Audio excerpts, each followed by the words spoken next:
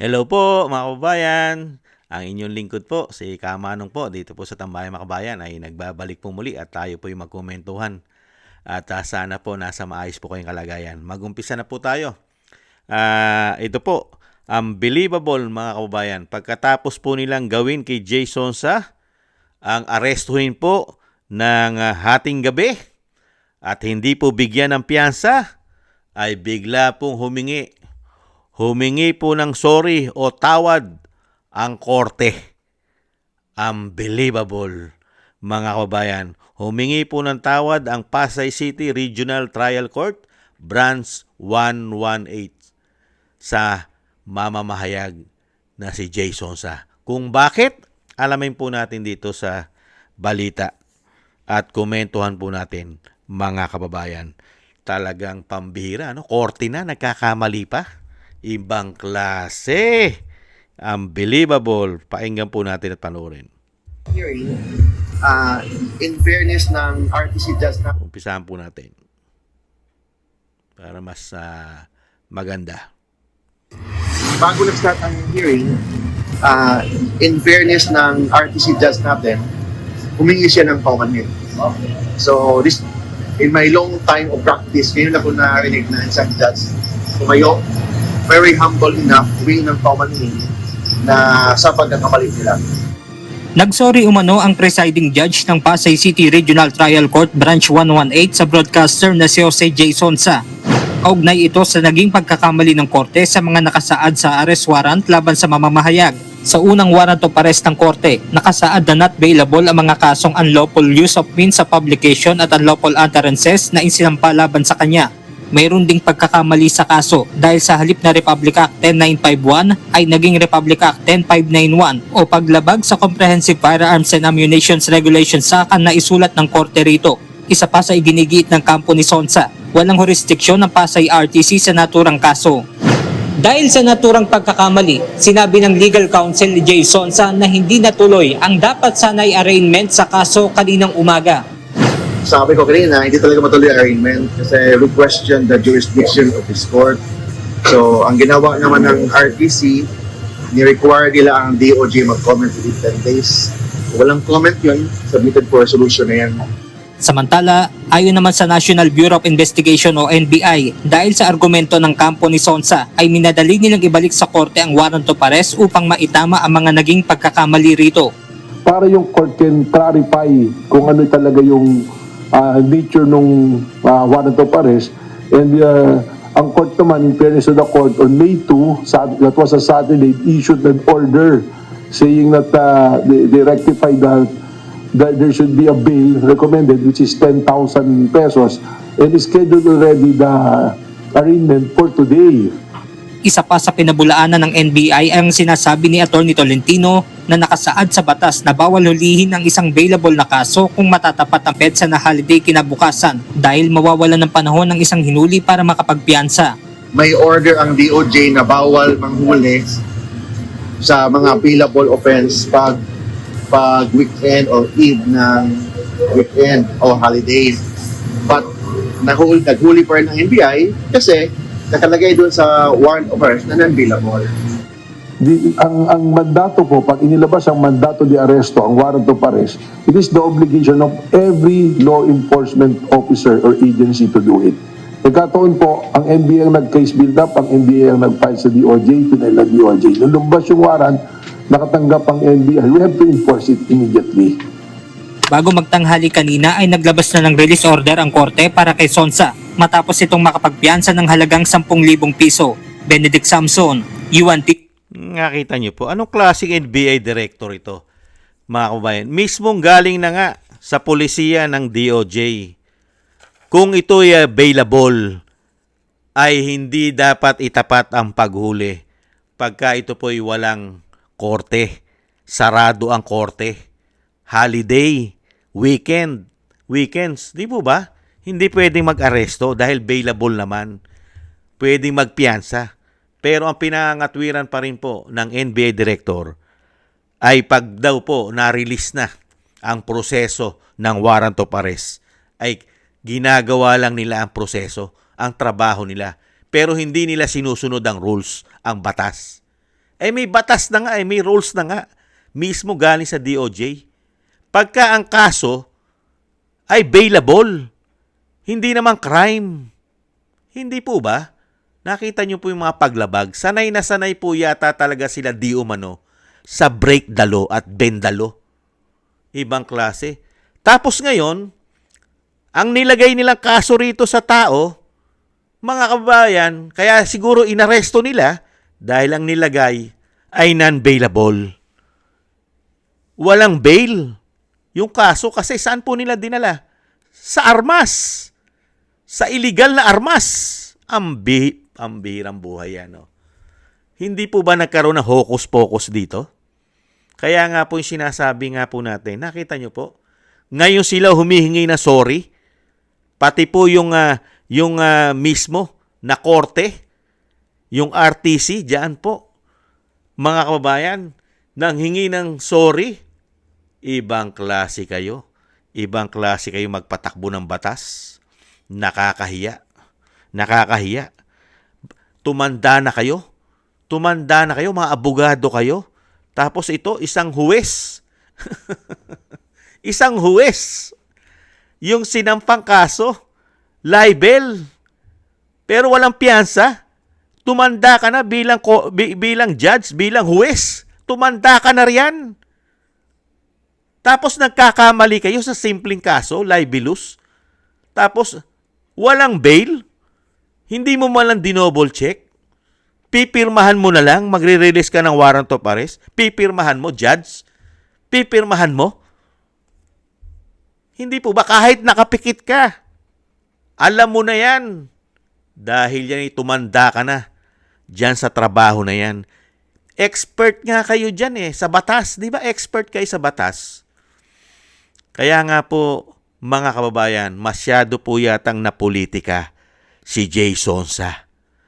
Dahil mismo pati NBI mga abogado ay hindi po alam ang proseso ng paghuli dahil meron na po silang rules diyan sa DOJ na ang mga aarestuhin lalong-lalo kung ito naman po ay pwedeng piyansahan ay hanggat maaari ay pinagbabawal na po mismo diyan sa DOJ ang pag-aresto ng holiday o yung tinatawag na mga weekends na sarado ang korte na hindi pwede magpiyansa ang hinuli nila. Pinagtagal po nila si Jay Sonsa sa kulungan dahil holidays, walang korte, sarado. Hindi po ba? Tapos pinagpiestahan na po sa social media, pinagpiestahan na po sa mainstream media si Jay Sonsa. Pinagpiestahan na yung pagkatao niya. Di po ba? Niyurakan po yung pagkatao niya. Dahil nga po siya ay hindi nakapagpiyansa. Kasi yung kinaso sa kanya ay non-bailable. Di po ba kinutya na siya ng kinutya sa social media at lalong-lalo na po yung tagapagsinungaling.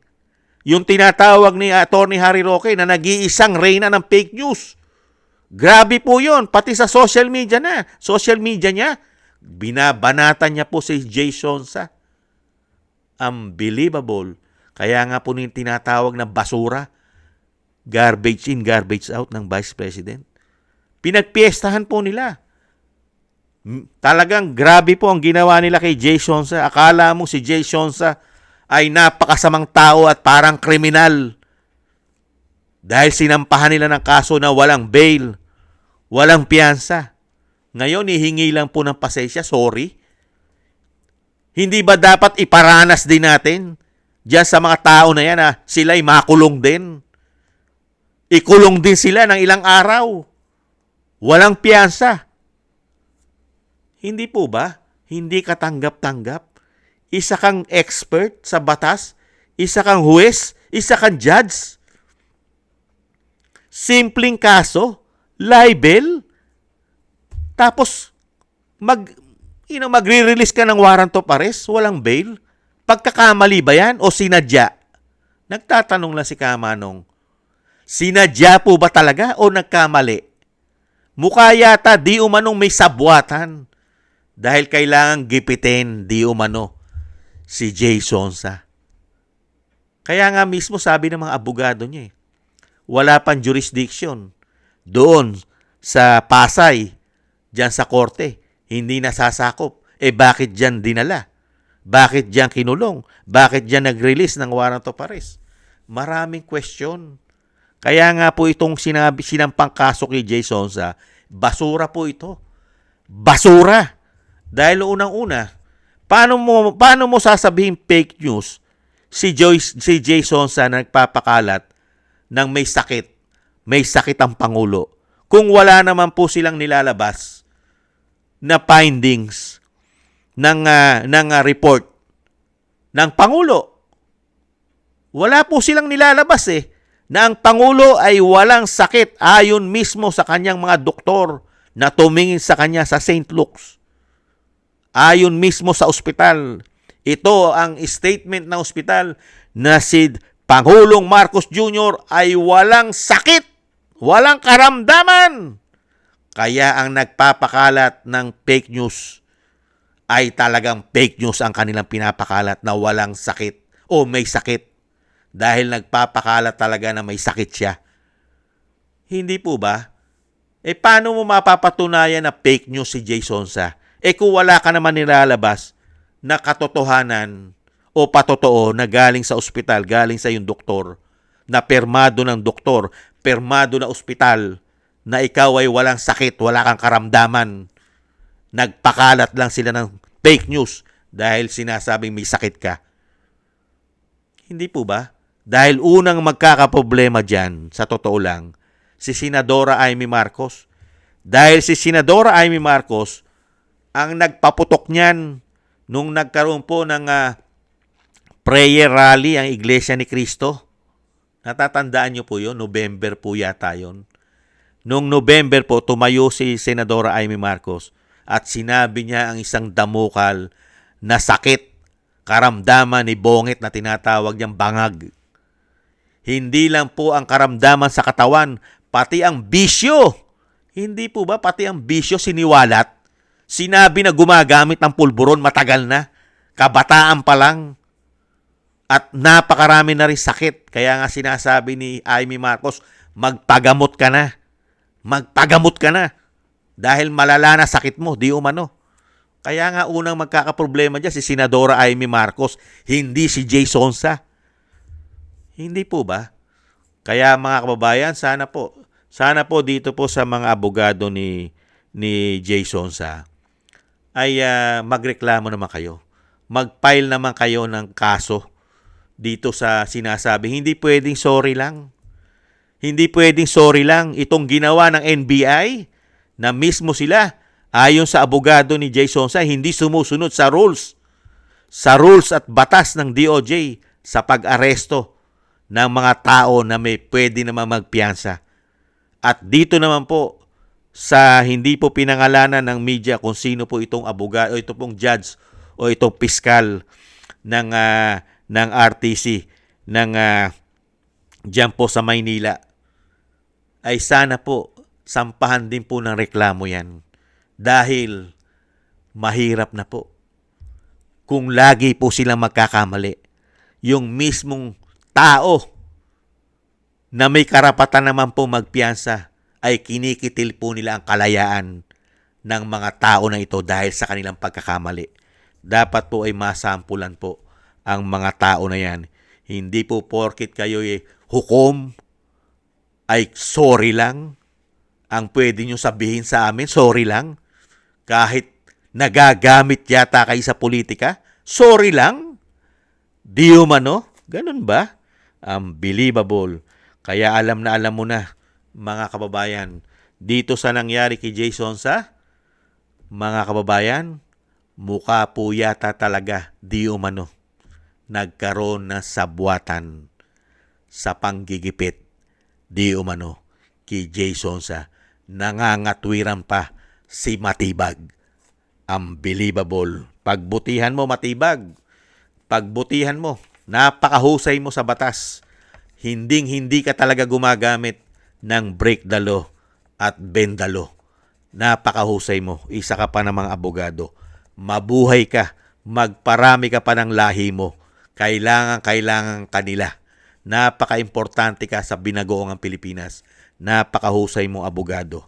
Unbelievable. Maraming salamat po mga kabayan sa nagusto po ng ating Tambayang Makabayan sa YouTube at TikTok at ganoon din po sa ating mga subscribers. At patuloy po subscribes, mabuhay po kayo. Thank you po sa inyong lahat. At shoutout din po sa mga nagko-comment, like, share, and subscribe. Shoutout po sa inyong lahat. Thank you po. At thank you rin po at shoutout po at maraming salamat po sa mga nagbibigay po ng tulong at biyaya. Shoutout po kay Rolando Timbol ng Canada, Felipe Siapno ng Texas, USA, Ma'am LB and Sermani ng North Miami, Florida, Melchorita Espinosa, kay Mel G, kay Jesus Valdepena, Rolando Guerrero, kay Tatay Nick ng Toronto, Canada, Annie Jo, Jem Aris ng United Arab Emirates, Baby Roman at Ate Isa ng Cagayan, at kay Sir Eric Hershaw ng Canada. Maraming salamat po sa inyong lahat mga kabayan at ingat-ingat po kayo sa inyong pumapagawa at God bless po sa inyong lahat. God bless po sa atin lahat. Tiis-tiis lang po tayo mga kabayan at samahan po natin ng maraming dasal. Paalam.